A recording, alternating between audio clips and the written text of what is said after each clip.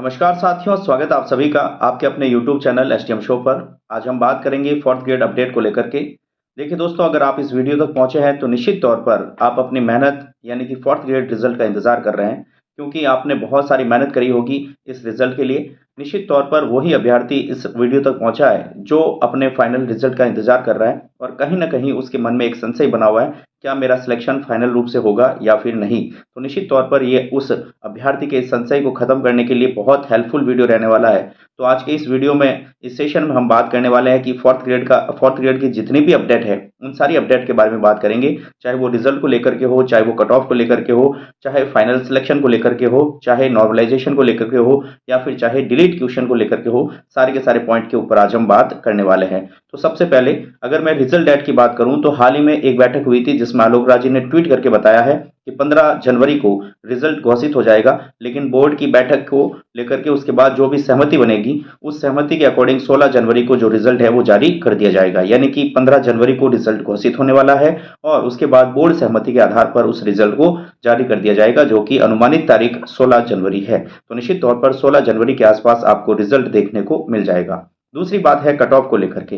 देखिए दोस्तों, राजस्थान के सभी अभ्यर्थी इस रिजल्ट का बेसब्री से इंतजार कर रहे हैं, क्योंकि ये इंतजार सिर्फ उन अभ्यर्थियों का नहीं, राजस्थान के 53,749 परिवारों का इंतजार है। निश्चित तौर पर ये जब रिजल्ट आएगा तो राजस्थान के 53,749 परिवार के अंदर एक खुशी का माहौल होगा, क्योंकि उसके घर में से एक लाडला या फिर लाडली निश्चित तौर पर एक सरकारी नौकरी के लिए चयन हो चुका होगा। तो सभी को इस रिजल्ट का बेसब्री से इंतजार है और जो भी अभ्यर्थी ये वीडियो देख रहे हैं निश्चित तौर पर कहीं ना कहीं वो इस सिलेक्शन की दौड़ में है, उनके बीच में इसी बीच को संशय लेकर बना हुआ है कि कट ऑफ कितनी रह सकती है। इसलिए इस वीडियो को भी वो लगातार, इस तरीके की वीडियो को लगातार देख रहे हैं जो भी कट ऑफ से रिलेटेड है। तो निश्चित तौर पर इस वीडियो में किसी भी प्रकार का भ्रम नहीं रखा जाएगा। जितनी वास्तविकता है, जितने डाटा है, जितने एनालिसिस किया है मैंने, उसी के बेसिस पर मैं आपको कट ऑफ बताने की कोशिश करूंगा। देखिए दोस्तों, लगभग 53,749 पोस्टें हैं, उसमें से नॉन टीएसपी की 47,000 से ज्यादा है और टीएसपी की 5,500 से भी ज्यादा पोस्ट है। और वो 2 गुना कट ऑफ कितनी हो सकती है और फिर फाइनल रूप से सिलेक्शन कितना हो सकता है, उन दोनों को लेकर के मैं बात करूंगा। सबसे पहले मैं बात करता हूं तो जनरल के इसके अंदर जो कैंडिडेट है वो 18,000 के आसपास कैंडिडेट को सिलेक्ट किया जाएगा। अगर मैं बात करता हूं ईडब्ल्यूएस कैटेगरी के तो लगभग 5,000 के आसपास कैंडिडेट को सिलेक्ट किया जाएगा। मैं एग्जैक्ट डाटा नहीं बता रहा हूं, इसके अंदर ऊपर नीचे थोड़ा सा डाटा हो सकता है, 2-4 अभ्यर्थियों का, 20-25 अभ्यर्थियों का, लेकिन इतना डाटा फिक्स मान के चले कि इतने अभ्यर्थी जो है सिलेक्ट किए जाएंगे। ओबीसी की बात करूं तो लगभग 9,000 प्लस अभ्यर्थियों को सिलेक्ट किया जाएगा। एससी कैटेगरी की बात करूं तो लगभग 6,500 से भी ज्यादा, यानी कि 6,950, लगभग 7,000 के आसपास अभ्यर्थियों को सिलेक्ट किया जाएगा। एसटी कैटेगरी की बात करूं तो 5,500 से भी ज्यादा अभ्यर्थियों को सिलेक्ट किया जाएगा और एमबीसी कैटेगरी की बात करूं तो लगभग 2,500 अभ्यर्थियों को, कैंडिडेट को सिलेक्ट किया जाएगा। ये तो रही 1 गुना की बात, लेकिन जब मैं 2 गुना की बात करता हूं तो जनरल के जो कैंडिडेट है लगभग 36,000 के आसपास पास किए जाएंगे और उसमें से फिर फाइनल रूप से सिलेक्शन डिसाइड होगा। अगर मैं ईडब्ल्यूएस कैटेगरी की बात करता हूं तो 10,000 प्लस के आसपास जो है कैंडिडेट को सिलेक्ट किया जाएगा और उसके बाद में उनका जो है फाइनल सिलेक्शन तय किया जाएगा। और ओबीसी की अगर मैं बात करूं तो लगभग 18,500 से ज्यादा अभ्यर्थियों का, कैंडिडेट का सिलेक्शन होगा और उसके बाद उनके मार्क्स के बेसिस पर उनका फाइनल सिलेक्शन होगा। और उसके बाद अगर मैं एससी कैटेगरी की बात करूं तो लगभग 13,900 के आसपास कैंडिडेट्स का सिलेक्शन होगा और उसके बाद उनके मार्क्स के बेसिस पर उनका फाइनल सिलेक्शन होगा। और अगर मैं एसटी कैटेगरी की बात करता हूं तो 11,000 के आसपास, 2 गुना के अंदर अभ्यर्थियों को लिया जाएगा और उनके बाद जो फाइनल रूप से उनकी क्या कट ऑफ रहती है उसके बेसिस पर इनका सिलेक्शन होने वाला है। और उसके बाद लास्ट कैटेगरी यानी एमबीसी की बात करता हूं तो 5,000 के लगभग कैंडिडेट्स को लिया जाएगा और उनके बाद उनको 1 गुना में सिलेक्शन किया जाएगा उनकी कट ऑफ के आधार पर। तो निश्चित तौर पर इतने अभ्यर्थियों का सिलेक्शन होगा, लगभग 1,07,000 के आसपास अभ्यर्थी जो है 2 गुना में शामिल होने वाले हैं। और इतने सारी वैकेंसियाज इसके पैरेलल चली है जिसमें अभ्यर्थियों की अलग अलग वैकेंसियों में जॉब लगी है। तो निश्चित तौर पर इसके आसपास लगभग, अभी वर्तमान स्थिति की बात करूं तो 10 जनवरी के आसपास अभी पुलिस कांस्टेबल के 10,000 अभ्यर्थियों को जो है जॉब का ज्वाइनिंग लेटर दे दिया गया है। तो निश्चित तौर पर ये फोर्थ ग्रेड अभ्यर्थियों के लिए खुशी की बात है। दूसरी बात, चतुर्थ श्रेणी के लिए और खुशी की बात यह है कि पटवारी और ग्राम सेवक, इनकी भी प्रक्रिया बहुत तेज चल रही है। निश्चित तौर पर यह भी संपन्न हो जाएगी। पशु परिचय वाली वैकेंसी संपन्न हो ही चुकी है, उनको तो ज्वाइनिंग भी मिल चुकी है। इसके साथ साथ ड्राइवर वाली वैकेंसी है। तो इस प्रकार से इसके सिमिलर जितनी भी वैकेंसियाज है आलोक राज ने ये कहा है कि निश्चित तौर पर उनका जो है डीवी पहले करवाया जाएगा, उनके रिजल्ट को पहले घोषित किया जाएगा और निश्चित तौर पर उन्हें पहले ज्वाइनिंग दी जाएगी। अगर ऐसा करती है सरकार तो लगभग 25,000 से भी ज़्यादा, और सही एग्जैक्ट डाटा की अगर हम बात करें तो लगभग 28,000 के आसपास जो डाटा है ऐसी वैकेंसियों का है जो चतुर्थ श्रेणी से ऊपर के लेवल की है। और अगर उन वैकेंसियों को सरकार उनका डीवी करवा देती है या फिर उनको ज्वाइनिंग दे देती है तो निश्चित तौर पर उनका फाइनल सिलेक्शन उन वैकेंसियों में हो जाएगा, तो वो चतुर्थ श्रेणी को ज्वाइन करने वाले नहीं है। और अगर ऐसा होता है तो चतुर्थ श्रेणी के अभ्यर्थियों को बहुत ज़्यादा फायदा होने वाला है। उसके बाद अगर हम बात करते हैं नॉर्मलाइजेशन की, तो नॉर्मलाइजेशन एक ऐसी प्रक्रिया है जिसको हर एक एग्जाम को गुजरना पड़ता है, जिसमें किसी एग्जाम को एक से ज़्यादा पारी में करवाया जाता है। जब एक से ज़्यादा पारी में करवाया जाता है तो एग्जामिनर चाहता है कि सभी पारी का लेवल इक्वल हो, लेकिन प्रयास तो वो करता है, लेकिन उस प्रयास के बीच में एक त्रुटिपूर्ण कुछ 1-2 क्वेश्चन ऐसे होते हैं जो उस परीक्षा के स्तर को या तो बढ़ा देते हैं या फिर घटा देते हैं। इस स्तर को लेवल करने के लिए ही हम नॉर्मलाइजेशन का प्रोसेस करते हैं। इस प्रोसेस का मतलब ये नहीं है कि किसी अभ्यर्थी को नुकसान हो या फिर किसी एक पर्टिकुलर अभ्यर्थी को फायदा हो।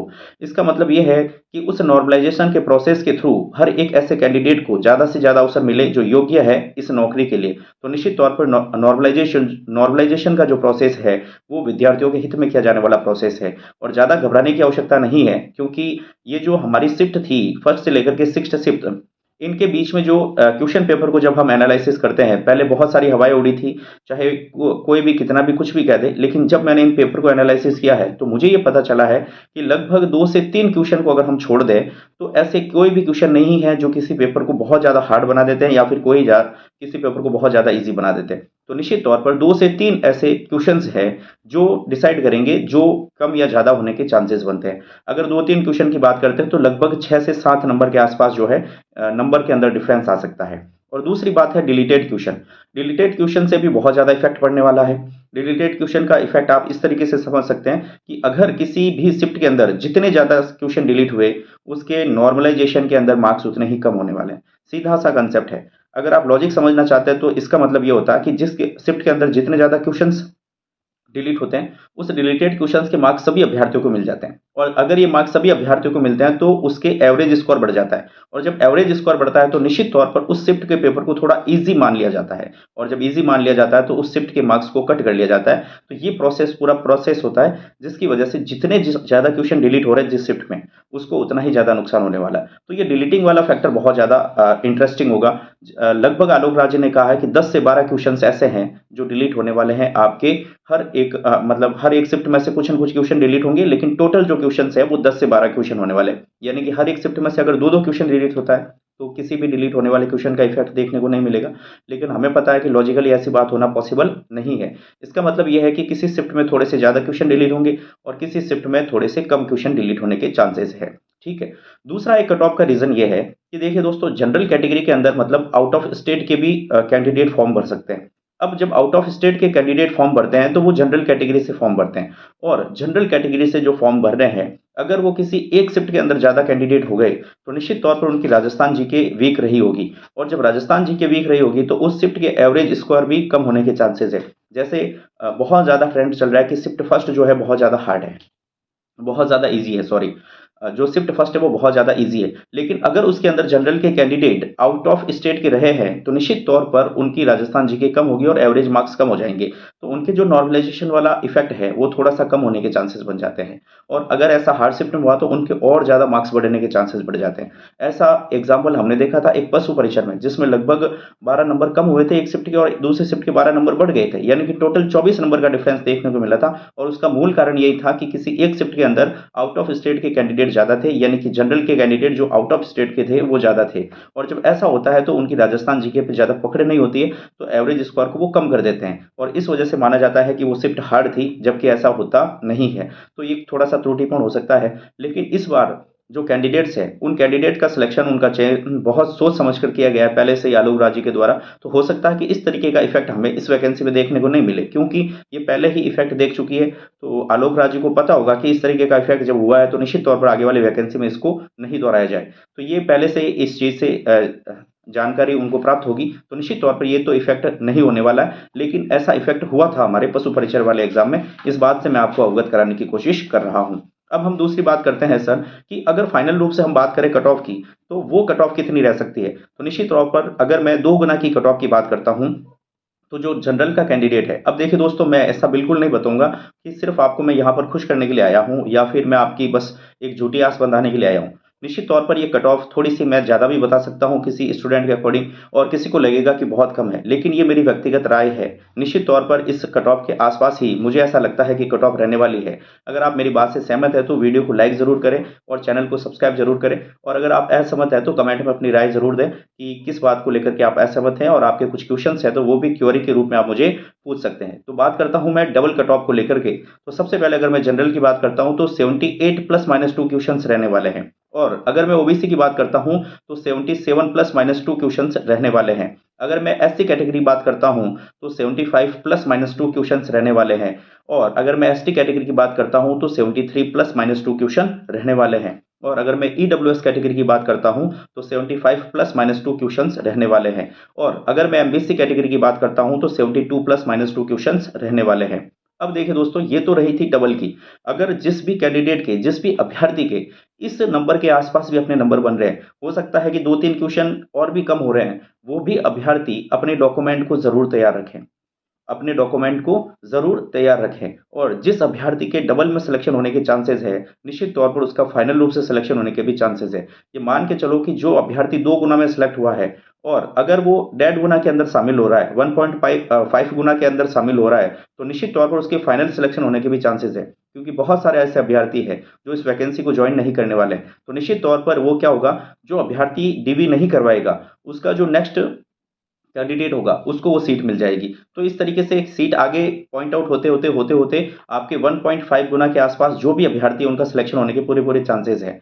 अब मैं बता रहा हूँ फाइनल कट ऑफ। ये कट ऑफ थोड़ी-सी कम भी हो सकती है अगर अभ्यर्थी अपना डीवी नहीं करवाते हैं तो। तो निश्चित तौर पर इसमें 1-2 क्वेश्चन्स का और डिफरेंस देखने को मिल सकता है। अदरवाइज़ जो मैं बता रहा हूँ वो कट ऑफ तो फाइनल रूप से होने वाली है। अगर जो मैं बता रहा हूँ उसके आसपास आपके क्वेश्चन सही हो रहे हैं तो निश्चित तौर पर आप निश्चिंत हो सकते हैं कि आपका उसके आसपास में सिलेक्शन हो जाएगा। ठीक है, तो बात करते हैं सबसे पहले जनरल कैटेगरी से। अगर 80 प्लस माइनस 2 क्वेश्चन हो रहे हैं तो निश्चित तौर पर आपका जनरल से होने के सिलेक्शन होने के, फाइनल रूप से सिलेक्शन होने के पूरे-पूरे चांसेस हैं।